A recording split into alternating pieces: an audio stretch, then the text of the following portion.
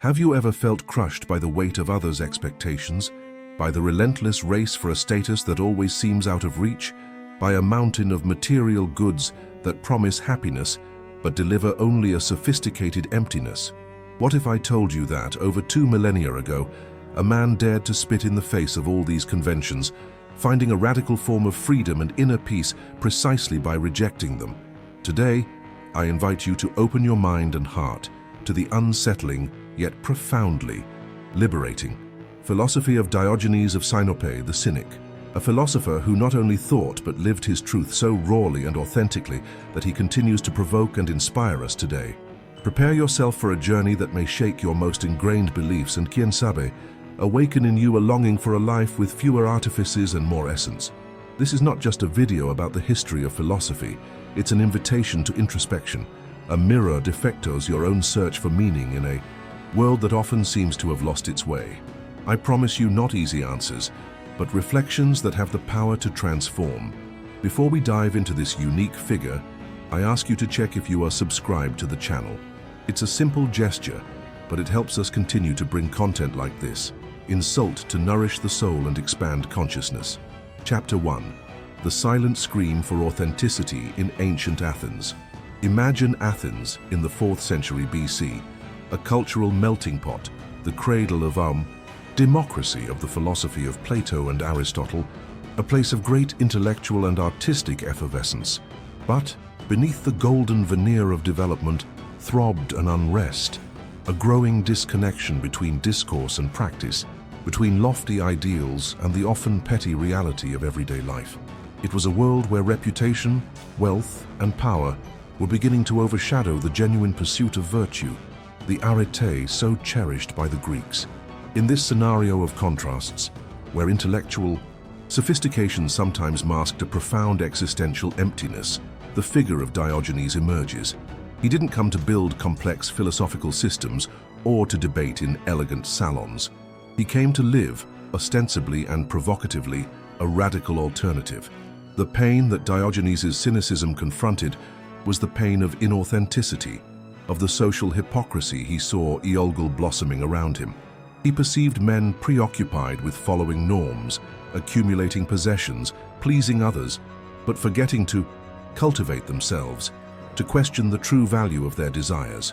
It was incipient materialism, the valorization of the superfluous over the essential, the loss of simplicity and connection with nature, both external nature and human nature itself. Diogenes, with his stripped-down life and sharp words, was a cry against this anesthetizing conformity. He was the personification of the uncomfortable question: are we truly living, or just playing a role imposed upon us?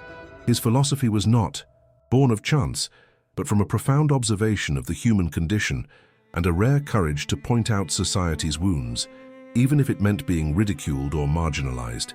He realized that the incessant search for external recognition and ephemeral pleasures was a trap that imprisoned the human spirit, and freedom for him began precisely in recognizing and rejecting these chains. If this initial reflection on the search for a more genuine life has already touched something in you, if Diogenes' courage in challenging the status quo already inspires you, please leave a like. It's a sign that we are on the right path together in this exploration. Chapter 2. The Roots of Philosophical Rebellion, from Antisthenes to the Barrel. Cynic philosophy, of which Diogenes became the most celebrated exponent, did not emerge from a vacuum. Its roots lie in the teachings of Socrates, filtered and radicalized by Antisthenes, another disciple of the great Athenian master. Antisthenes, impressed by Socrates' self-sufficiency and detachment from material goods and others' opinions, took these principles to a new level. He argued that virtue is the only good and that it is sufficient for happiness. Everything else, wealth, health, pleasure, reputation, was indifferent. Diogenes, who according to some traditions was a student of Antisthenes, took this philosophy to its ultimate consequences, transforming it not just into a set of ideas, but into a radical and performative way of life. But why the barrel? Why the deliberate choice for a life of extreme poverty, of contempt for the most basic social conventions such as housing, clothing, and even hygiene, according to some accounts? The barrel, or pythos, a large ceramic jar used to store wine or grain, became the ultimate symbol of his philosophy. It wasn't just an eccentricity, but a powerful statement. By living in a barrel, Diogenes viscerally demonstrated his contempt for the superfluous, his self-sufficiency, autarky, and his freedom from the needs artificially created by society. It was a way of saying, I need very little to live, and in that little, I find all the freedom that you, with your palaces and possessions, will never know. His pursuit of virtue involved ascesis, a rigorous physical and mental training to strengthen character, endure hardship, and reduce needs to a minimum. He exposed himself to cold and heat, begged for food, all to show that human beings can live with much less than they imagine, and that true wealth is not in having, but in being. His shocking acts, such as urinating or masturbating in public according to some anecdotes, were not mere antics, but calculated provocations designed to shock society's complacency and force people to question their own notions of decency, shame, and naturalness. For Diogenes, many behaviors considered civilized were, in fact, unnatural and hypocritical. He sought to live according to nature, simply and unadorned, like dogs. Hence the term cynic, derived from the Greek kynikos, dog-like. Dogs are shameless, live in the present, are loyal to their nature. This was the brutal honesty Diogenes admired and sought to embody. Chapter 3. The Lantern in the Darkness, Finding an Honest Man Within Oneself. One of the most iconic and enduring images associated with Diogenes is that of him wandering the streets of Athens in broad daylight, carrying a lit lantern. When asked what he was doing, his answer was sharp and emblematic. I'm looking for a man. Sometimes he would add, I am looking for an honest man. This seemingly fruitless search was not only directed at others, but resonated as a profound call to self-examination. Diogenes wasn't just criticizing others' hypocrisy, he was fundamentally inviting us to light our own inner lantern and undertake the difficult yet essential journey of finding honesty within ourselves. What did being an honest man mean to Diogenes? It certainly wasn't limited to not lying or not stealing in the conventional sense. It went much further. It meant living in absolute harmony with one's own nature and with reason, vacuum of vanities, social pretensions, unfounded fears, and artificial desires. It was to be authentic to the core, without the masks that society imposes on us, and that over time we end up internalizing as our own face. Carl Jung, centuries later, would speak of the persona, the social mask we adopt to fit into the world, and the shadow, the aspects of ourselves that we repress. Diogenes, in his own way, was already warning us about the dangers of identifying excessively with this persona, to the point of losing touch with our truest self. This chapter is, therefore, an invitation to awakening. Diogenes' lantern symbolizes the light of consciousness, of critical introspection. How many times do we act not out of our own conviction, but to please, to be accepted, to avoid conflict or judgment? How many times do we silence our inner voice in the name of supposed prudence or convenience? The honesty Diogenes sought begins with the courage to ask oneself these questions, bluntly, without self-deception. It involves recognizing our own contradictions, our weaknesses, but also our intrinsic strength, our capacity to live with more simplicity and purpose. Freeing oneself from masks is an act of profound bravery, as it implies showing oneself vulnerable, challenging expectations. But it is in this stripping away, in this brutal honesty with oneself, that the seed of true freedom and inner peace resides. Cynic philosophy teaches us that before looking for honesty in the world, we need to cultivate it in our own garden. And you? Have you ever caught yourself wearing masks to navigate life? What is your greatest difficulty in being completely honest with yourself and others regarding your true feelings and needs? Share your reflections in the comments. This is a safe space to explore together these very human and essential questions. Your experience can illuminate the path for others. Chapter 4. Living with Purpose and Detachment, the Shocking Relevance of Cynicism. The anecdotes about Diogenes are innumerable, and each one carries a spark of his incendiary philosophy.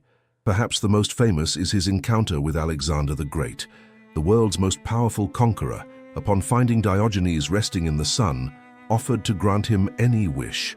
Diogenes' reply was disconcerting in its simplicity and audacity. "Stand out of my son." In this brief interaction lies a powerful lesson about detachment, self-sufficiency, and the true measure of wealth. While Alexander possessed the world, Diogenes possessed himself, and that was enough for him. He was not impressed by worldly power or glory, demonstrating that true freedom lies in not desiring what others so covet. How does this attitude, which might seem extreme or even arrogant to some, resonate in our 21st century, an era marked by ostentation? On social media, unbridled consumerism, and the incessant search for external validation, the relevance of Diogenes' cynicism is indeed shocking. In a world that bombards us with messages that we need more things, more money, more followers, more exotic experiences, to be happy, Diogenes' radical simplicity emerges as a potent antidote. His philosophy invites us to question what truly has value. What do we really need for a meaningful life? The Cynic's contempt for wealth and power is not a call to misery, but an invitation to redefine what prosperity means. For Diogenes, true prosperity lay in inner freedom, in the ability to find contentment with little, in the absence of fear and anxiety about the futuro. This perspective finds echoes in the contemporary minimalist movement, which advocates reducing excess material possessions as a way to achieve more freedom, time, and mental clarity. To live with purpose, for Diogenes, meant living according to nature and reason, cultivating virtue. This implied focusing on what is within our control, our thoughts, our judgments, our actions, and being indifferent to what is not. A lesson that would also be central to the Stoics, like Seneca and Epictetus, who saw in cynicism a kind of shortcut to virtue. The social criticism implicit in Diogenes' acts also remains incredibly relevant. By ridiculing the customs and hypocrisies of his time, he forces us to look critically at our own social conventions, often devoid of meaning. Chapter 5. Liberation from Invisible Chains, the Cynic Legacy for Inner Peace. Much of our emotional suffering, if we stop to analyze it deeply, does not arise from events themselves, but from our interpretation of them, our resistance to what is, and above all, our dependence on external approval and recognition. We live chained by invisible threads, the fear of others' judgment, the yearning for belonging at any cost, the belief that our happiness depends on factors beyond our control. Someone's love, professional success, the possession of certain goods. Diogenes, with his philosophy lived to the extreme, offers us a radical path to liberation from these chains. The Cynic legacy for inner peace lies, fundamentally, in cultivating emotional self-sufficiency, autarky, and unwavering self-respect. When Diogenes stated that the wise man is self-sufficient, he was not only referring to the ability to provide for one's basic material needs with the minimum possible, but above all to the ability to find contentment and validation within oneself. He teaches us that true freedom is not having everything one wants, but not wanting anything that cannot be obtained by oneself or that makes us slaves to external desires. This implies a profound work of deconditioning. We have been taught to seek happiness outside, in applause, in praise, in acquisition. Diogenes invites us to invert this logic, to find an internal center of gravity so strong that external storms cannot shake us. How can we apply this in our lives, so immersed in social interdependence and in systems that value public opinion? It's not about becoming a hermit or despising all human relationships, but about cultivating a core of self-esteem and self-acceptance that doesn't depend on constant approval. It means learning to say no when necessary, to defend our values even if it causes discomfort, to not constantly compare ourselves to others. Schopenhauer, echoing a Cynic sentiment, noted, "That much of our unhappiness comes from excessive concern with the opinions of others."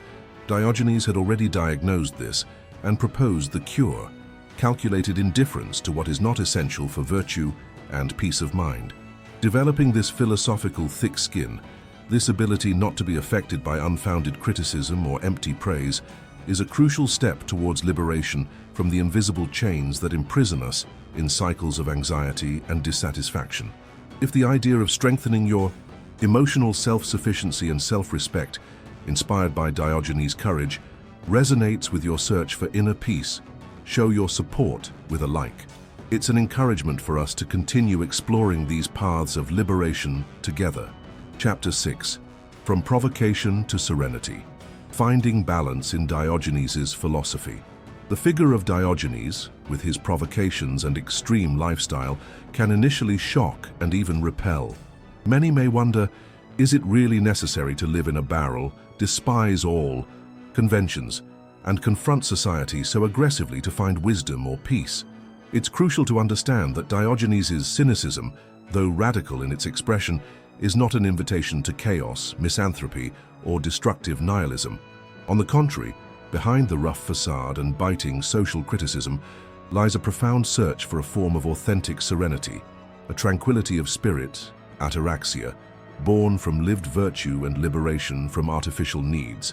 His philosophy is a call to parrhesia, franche, speech, the courage to speak the truth, however uncomfortable, first to oneself and then to the world.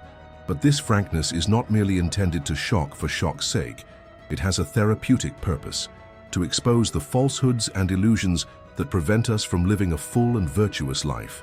Nietzsche, who admired the strength of the Cynics, saw in them a rare honesty. However, how can we integrate this ancient wisdom in a balanced and constructive way into our contemporary lives without necessarily adopting the most performative and extreme aspects of Diogenes? The key lies in extracting the essence of his teachings, the value of voluntary simplicity, the importance of uncompromised self-knowledge, the practice of detachment from outcomes and possessions, and the courage to question social norms instead of blindly following them. We don't need to live in a barrel, but we can indeed question our consumerism. We don't need to insult people in public squares, but we can learn to be more assertive and honest in our communications, expressing our needs and boundaries respectfully but firmly. The serenity that cynicism can offer us comes from the understanding that true happiness does not lie in accumulating pleasures or avoiding pain at all costs, as the Epicureans, for example, preached, but in cultivating a strong, virtuous, and resilient character, capable of facing life's vicissitudes with equanimity. It's about learning to distinguish the essential from the superfluous, focusing our energy on cultivating our citizenship of the world, cosmopolitanism. As Diogenes proclaimed himself, feeling at home anywhere because his homeland was virtue.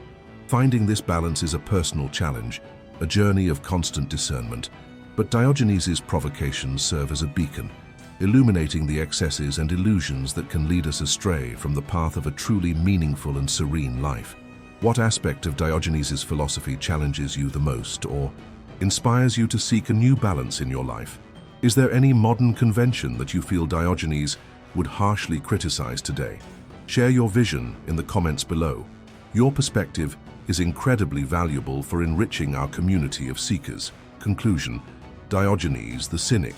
A name that echoes through the centuries, not so much for complex philosophical treatises, but for the raw force of his example, for the courage to live his philosophy in the public square under the scorching sun of ancient Greece. He was, in essence, a living performance of the unceasing search for truth, a walking interrogation of the meaning of existence.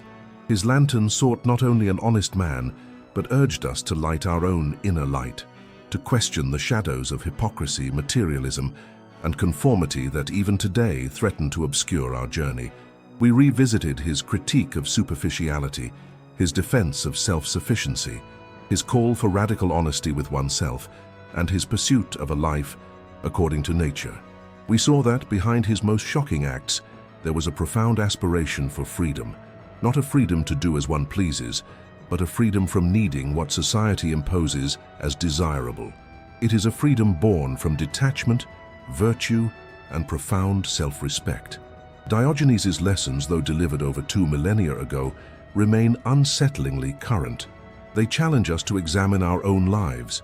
Are we living according to our deepest values, or are we prisoners of conventions that no longer serve us?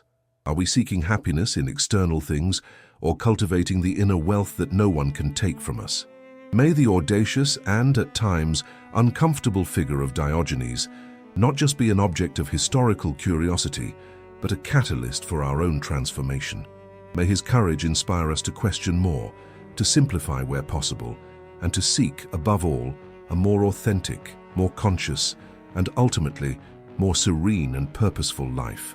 True wisdom, as he showed us, often lies in unlearning, in freeing oneself to then rediscover the beauty of simplicity and the strength of inner truth. If this journey through Diogenes' philosophy resonated with you, if it ignited a flame of questioning and the search for more authenticity in your life, I invite you to subscribe to the channel. Together we can continue to explore these paths of wisdom that help us navigate the challenges of existence with more clarity and inner peace.